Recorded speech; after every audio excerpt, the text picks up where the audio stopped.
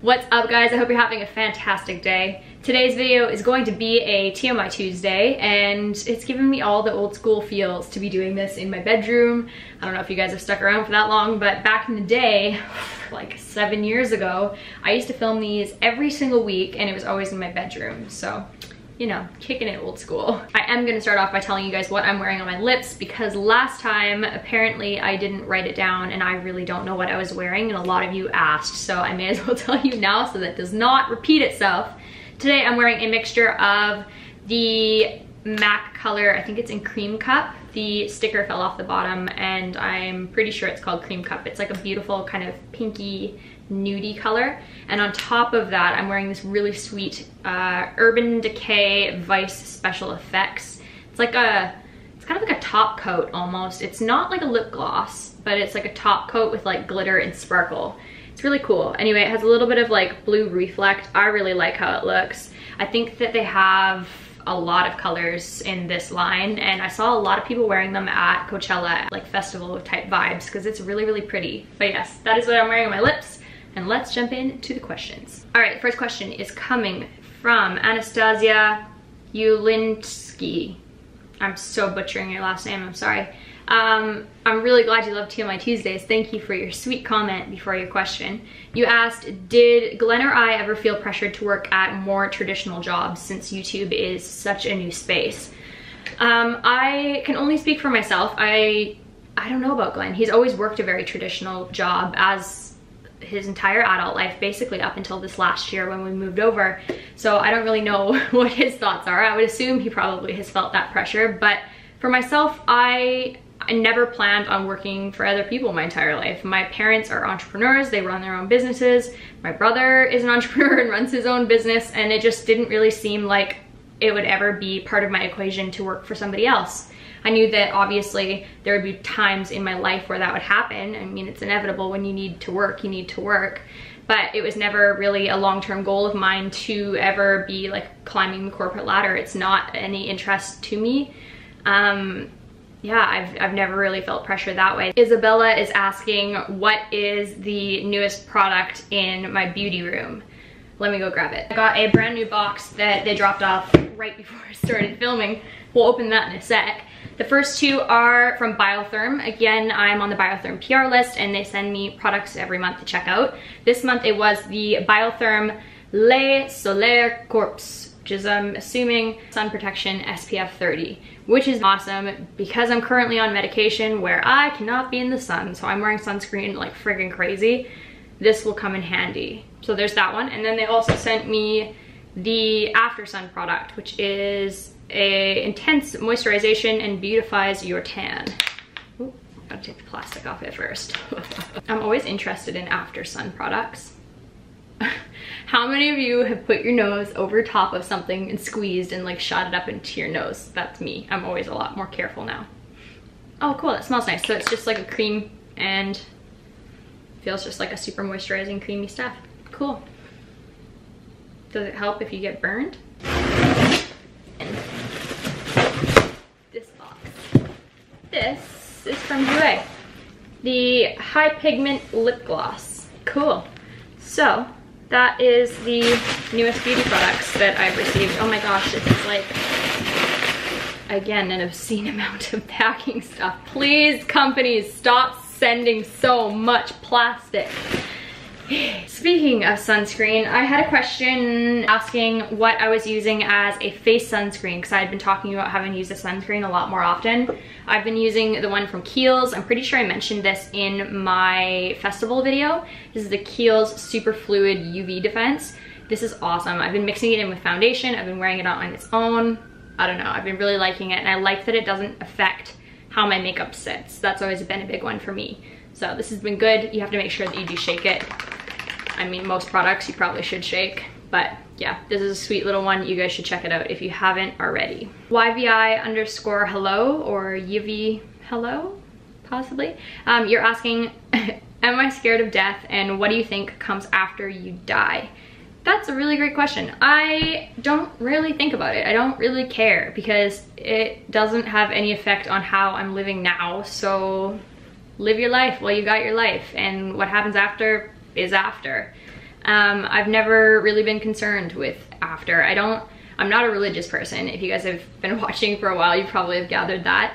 I'd like to think that I'm a spiritual person in a way, though I'm not really religious. It's not necessarily that I don't think that that's a possibility. I just think that everybody tries to call the whatever it is a different name, and then they fucking fight about it, and then it causes a bunch of bullshit just by fighting over what is essentially the exact same thing at the root of it all. I just think that that's a redundant runaround. So I'm not really into religion per se, but I do like the idea of, I guess, spirituality or having a connection with whatever you believe is more, I guess. Yeah, I don't really think about what happens after. I probably will just be in a hole in the ground and decompose. I don't even want to be in a hole in the ground. I want to, like, let's get really morbid. If I were to die, I would want to be cremated because I feel like I don't deserve to take up more space than need be on this planet after I'm useless, because I think that that's just really selfish, and that's totally my opinion. You have every right to yours, and I have no judgment on other people's, but I just feel like, why on earth would you take up a huge plot taking up space when you're not even there? I don't know, that's just me. But I would be cremated and I would be spread wherever, and I don't care. I never have, and it's such a funny thing. I think people either really care or they don't really care, and I've just always been in the, I just live your life while you're here. Lightly Salted on Twitter asked, would you ever consider getting other piercings, and if so, where?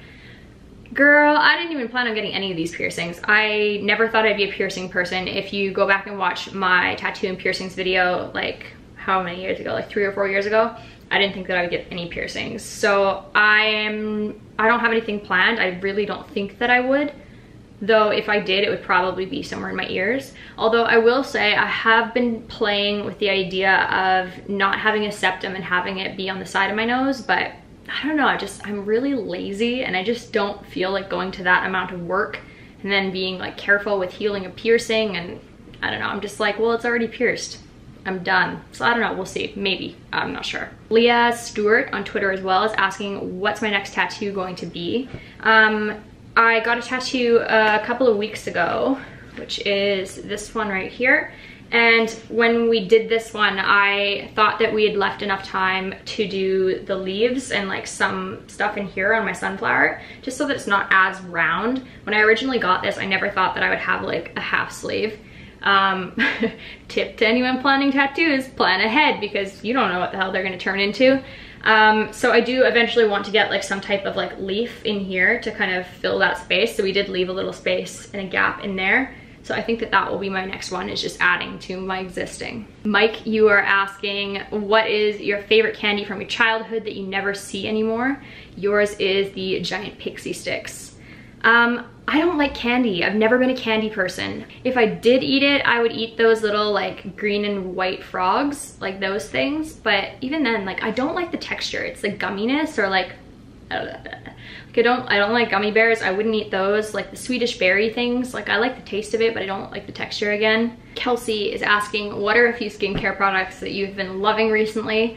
I have been loving and using the Zeo Skin Health line for quite a while. This is their Effects Sulfur Mask, and I really like it. It's like when your skin is like pimply and troubled, you put it on and it sucks it out, and it just helps your skin feel a lot cleaner and clearer.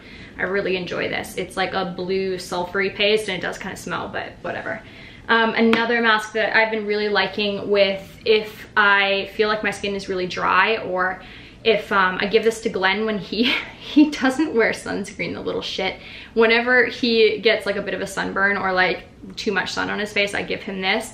It's the Candula and Aloe Soothing Hydration Mask from Kiehl's. Oh no, it dripped on my jeans. Maybe I don't love this product. Jokes, jokes. But it's like a nice light smelling kind of like jelly mask, and yeah, it just feels very cooling and like soft on your skin. I'm the worst at describing things.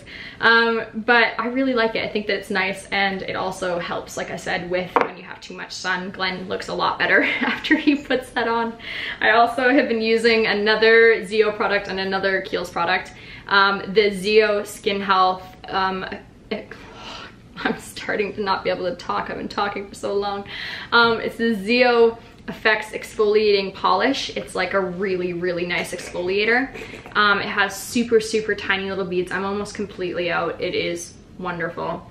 Doesn't really have much of a scent. It's kind of like a clean scent, but not very much.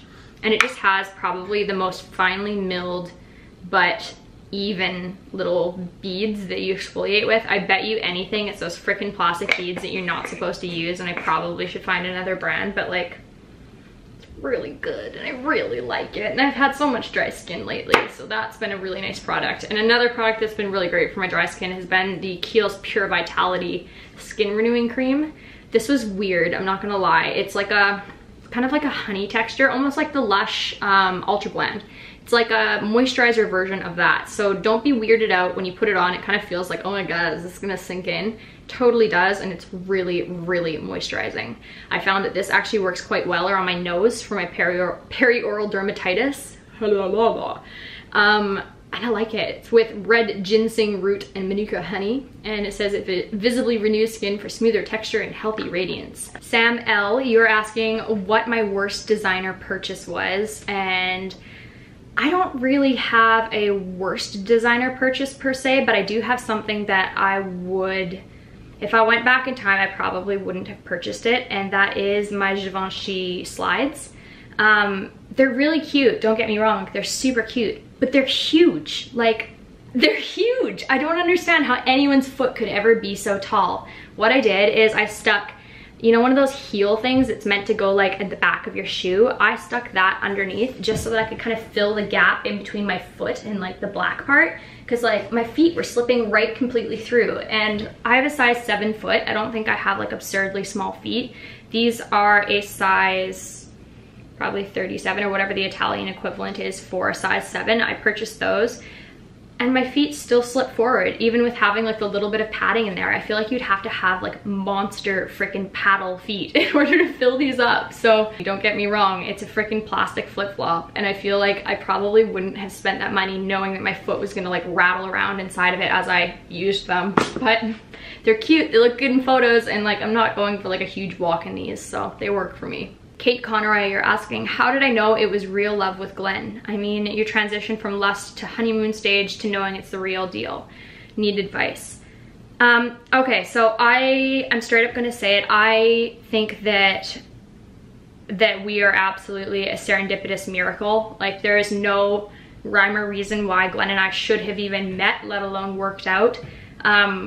It's incredible, it really truly is. And if you have watched our boyfriend story, you kind of get like the gist of why I say that. We really want to do like an updated version of that, because I didn't fully like get into details, but it's really incredible. I knew from the moment that I saw him that he was going to be someone very important in my life.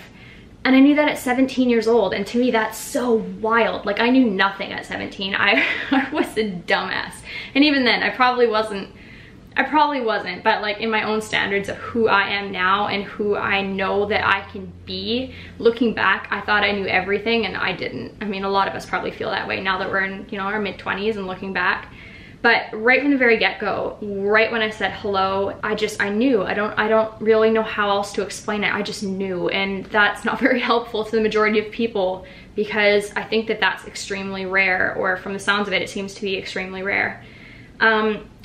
With a previous relationship, I've been in 2 kind of long-term serious relationships where I've lived with the person, and the first time around I was, how old was I think I was 18. It was after I'd met Glenn, but then like realized like there's no way that we could do long distance while I was in high school, so we both did our own thing. And while we were doing our own thing, we dated other people, and I dated somebody and fell in love very, very hard and very, very quickly. And we were together for 2.5 years, I think, maybe 3, 2.5. And we lived together, and I was like 18, 19, 17, 18, 19, somewhere in there. And I think that it was a very different kind of falling in love too, because it was a very teenage falling in love. We fell in love fast, and it was very intense, and it was very like, this is what I want, this is what I'm doing, because it felt right. But I guess that's what it comes back to, is no matter when you fall in love or who it's with or whatever it is, just allow yourself to kind of be open to really be honest with yourself. You'll know if you love that person. Like, you don't have to really push it, you'll know. So I'd say just listen to your gut, listen to your intuition, and make sure that you have enough space in the relationship to find that. If you're with somebody 24/7 and you have the same friends and you do the same things and you never leave, I think you need a lot more of your own time and your own sense of self in order to figure out, holy shit, no, I really do love that person and this is why. And I think that by taking that step back and being able to, you really find out whether or not you do love that person. So I hope that's making sense. Morgan Stern, you're asking, bananas or apples? I like to eat apples and bananas. Anybody else remember that? No? Okay. I don't really like apples. I like apple juice, and I like juicing apples for like my kale stuff, and like that would be what I use for a sweetener. But I don't really eat apples that often. I do like maybe apples with like a scoop of peanut butter, but man, I'd eat fucking peanut butter with anything, like banana and peanut butter. But if I was just to grab a fruit, it'd definitely be a banana. Sarah is asking, what is something that you've recently purchased? Are you ready for this? I'm gonna go grab it. I bought the Thinx period underwear, and I'd seen the commercials for it on YouTube, I'd seen ads for it on Facebook, and finally I was like, you know what? Taking one for the team, I'm going to buy these and I am going to review them. So I purchased, what did I get? I got 2 of like the smaller, like lighter flow ones, and then 2 of the heavier flow ones. I got black ones and I got beige ones, because how the fuck do you have beige period panties? Like, I need to know. I don't understand how that works. And I also purchased the running shorts. So the next time I have my period is going to be when I test these out, and I'll let you guys know how I go, because this to me could be really life-changing if it does work. Alex Clarkson, you're asking an awesome question. You said, when you look back at the evolution of your YouTube career, would there be anything that you wish you'd done better, or any opportunities you wish you took? I started YouTubing when I was really young, and a lot of you have followed me for that time, and I wouldn't say completely drastically changed. Visually, I've drastically changed, but I enjoy doing so. I'm a chameleon. Inside, I definitely have had a lot of things that are different and that I've built upon, but I don't think that I'm much different as a person.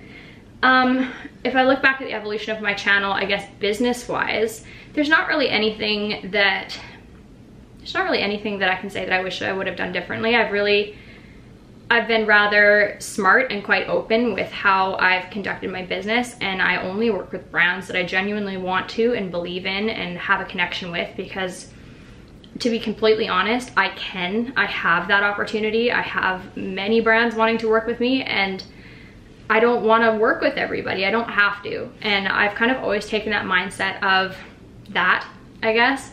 I've also always taken the mindset of knowing that YouTube is not a forever thing, and I'm going to enjoy it while it lasts and kind of enjoy the ride. So I guess like business-wise, I probably wouldn't change a thing, because here we are, you know? I think conducting myself online, absolutely, I've changed a lot. I'm a very, you're sitting here listening to me, I'm a very opinionated person, if you haven't already figured that one out. Not that there's anything wrong with that, and I think I enjoy that with other people. I like hearing other people's opinions, but I definitely approach things in a little bit more of a straightforward way. And especially when I first started out on YouTube, the way that I would answer comments or questions, in my eyes, I saw it as I'm just being very honest and very straightforward. And to someone reading that online, it comes off as you are being aggressive, or you are being a little bit too forthcoming, or you're being a little bit rude when you're getting to your point. And now looking back, having a little bit of age behind me, I can totally see that, and I absolutely agree. It wasn't that what I was saying was wrong, or that it wasn't how I felt. It's just the delivery of how I was saying it could have been a little bit softer or gentler, especially because you can't understand tone when you read it a lot of the time, you know? A lot of the things that I would say would sound really like, and it wasn't at all. I didn't think about how somebody would read that because I was young, and that's, you know, I'm sure that everyone's had those moments. So I think I would change that, although how could I? Because you know, that's something you learn with age. And another thing that I would change how do I word this?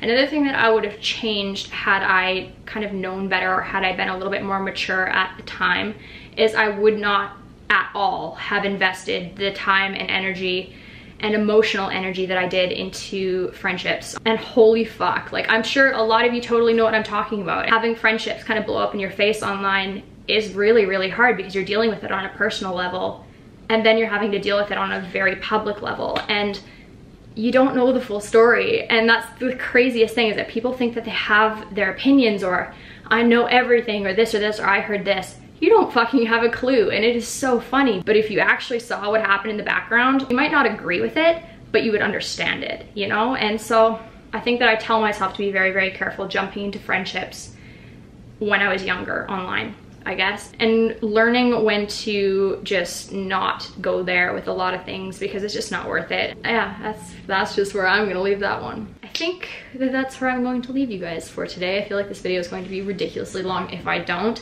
I think I might do my next TMI Tuesday as a live stream, maybe. Don't hold me to it, but very possibly. Don't forget to leave me a question down below so I can answer it for the next time, because like I said, I would really rather just get all my questions via YouTube comments rather than back and forth between like Twitter and this and Snapchat and that. It's just easier to have them all in one place. So if you do have a question that you'd like answered, or advice that you would like from me, maybe, I don't know, leave it down below. Thank you guys so much for watching. I hope you have a wonderful rest of your day. Don't forget to like this video because it does really help my channel, and yeah, bye!